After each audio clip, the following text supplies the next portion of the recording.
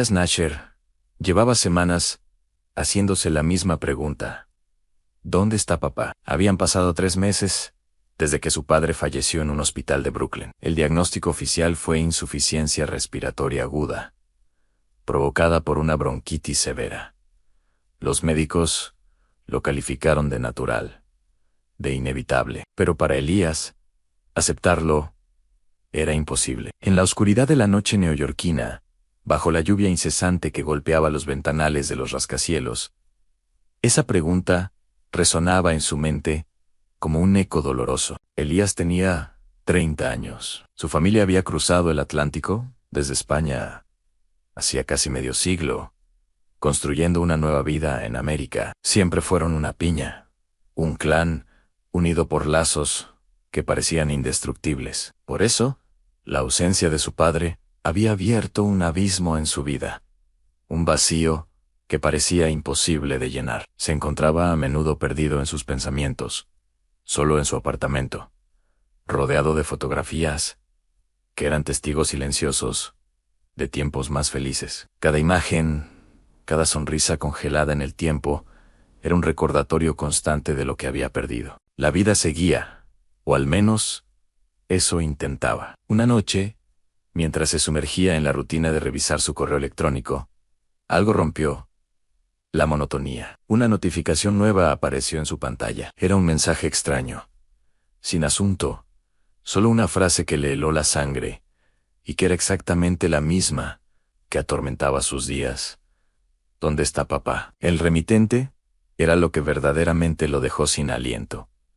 Un nombre que no podía ser Real Ángel Bell, con el corazón latiéndole desbocado, y el rostro pálido iluminado únicamente por el brillo del monitor. Elías abrió el correo. El texto que apareció en pantalla era tan surrealista como imposible. Hola, hijo, soy tu padre, a la voz en su cabeza. Al leer aquellas palabras, sonaba exactamente igual a la de su padre. Desde aquí, en el cielo, todo está tranquilo. Han encontrado una manera para que podamos comunicarnos por email.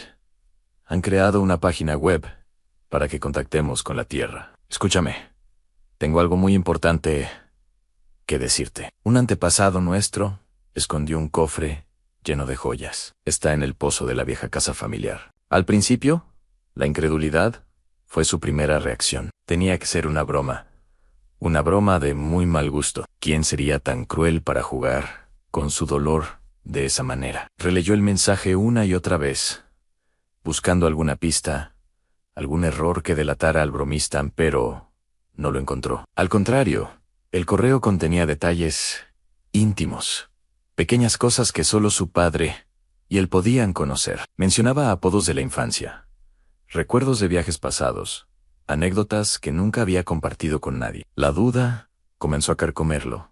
¿Y si era real? ¿Y si, de alguna manera imposible, su padre le estaba hablando desde el más allá? La idea era una locura, pero la esperanza, por irracional que fuera, empezó a abrirse paso. Decidió que no podía quedarse con la duda. Tenía que comprobarlo. Sin pensárselo 2 veces, compró un billete de avión. El viaje lo llevó de vuelta a las raíces, a la tierra de sus ancestros. Aterrizó en España y condujo por carreteras rurales que serpenteaban entre campos dorados y colinas verdes. Finalmente, llegó al pequeño pueblo de donde su familia era originaria. Un lugar detenido en el tiempo, con calles de piedra y un silencio que contrastaba con el bullicio de Nueva York. A la vieja casa familiar ya no existía como tal. En su lugar se erigía una iglesia antigua, pero tal como decía el correo, justo detrás, cubierto por la maleza pero intacto, seguía el pozo. Elías se acercó al brocal de piedra, el corazón martillándole en el pecho. El aire olía a tierra húmeda y a historia. Se asomó con cuidado, intentando discernir algo en la profunda oscuridad. El pozo parecía un portal a otro tiempo. ¿Realmente habría un tesoro allí abajo? Y más importante aún, ¿sería esa la prueba definitiva de que su padre seguía cuidándolo desde algún lugar? Con la ayuda de algunos vecinos curiosos que recordaban a su familia, Consiguió una cuerda resistente y una linterna potente. La decisión estaba tomada.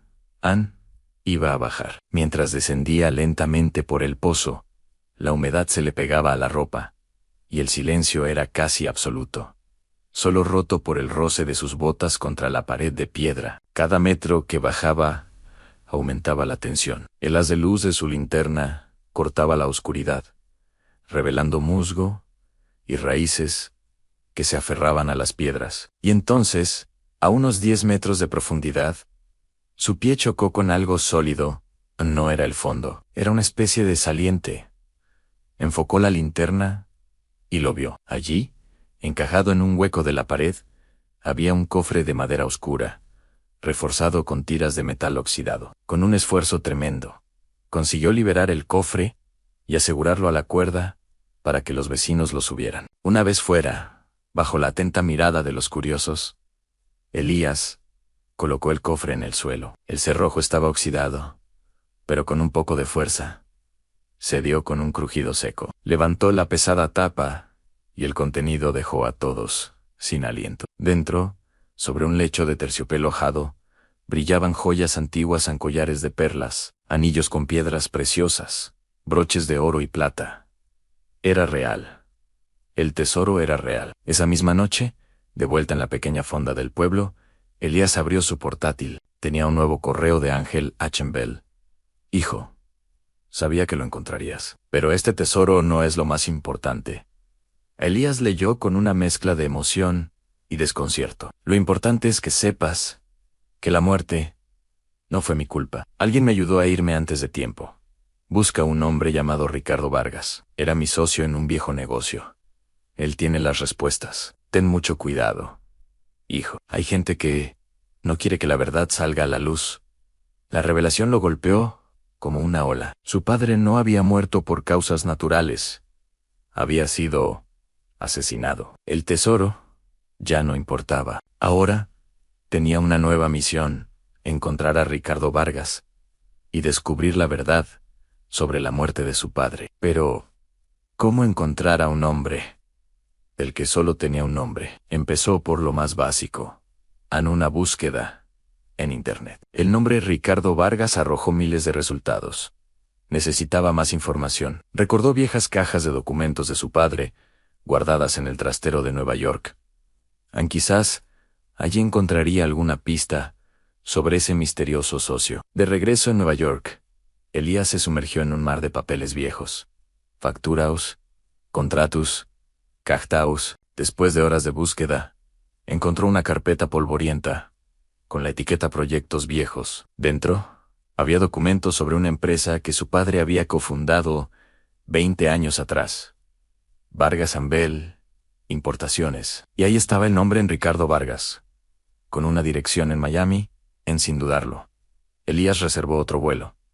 Esta vez, el destino era Florida. Miami lo recibió con un calor sofocante y una atmósfera vibrante, muy diferente a la tranquilidad del pueblo español. Encontró la dirección, un lujoso edificio de apartamentos con vistas al mar. Pero el conserje le dio una mala noticia. Ricardo Vargas se había mudado hacía años y no tenían su nueva dirección. Sin embargo, el conserje, un hombre amable y hablador, recordó que Vargas solía frecuentar un club de yates cercano. Era una pista débil, pero era todo lo que tenía. Elías pasó los siguientes días en el club de yates, observando, preguntando discretamente. Finalmente, su perseverancia dio frutos. Un camarero reconoció la foto de Vargas que Elías le enseñó. Le dijo que ahora vivía en una pequeña isla privada en los Cayos de Florida, y que era un hombre muy reservado y difícil de contactar. Conseguir la ubicación exacta de la isla fue complicado, pero Elías era tenaz. La memoria de su padre y la búsqueda de justicia lo impulsaban. Alquiló una pequeña lancha y se dirigió hacia las coordenadas que había conseguido. La isla era un paraíso tropical, con una única y moderna mansión en el centro. Elías atracó en un pequeño muelle privado y se acercó a la casa. La puerta se abrió antes de que pudiera llamar. Un hombre mayo, de cabello canoso y mirada astuta, lo esperaba en el umbral. Era Ricardo Vargas. Te estaba esperando, Elías, dijo con una voz tranquila, que ocultaba una tensión palpable. Tu padre era un buen hombre, pero se metió en asuntos muy peligrosos. Hay cosas que es mejor no remover.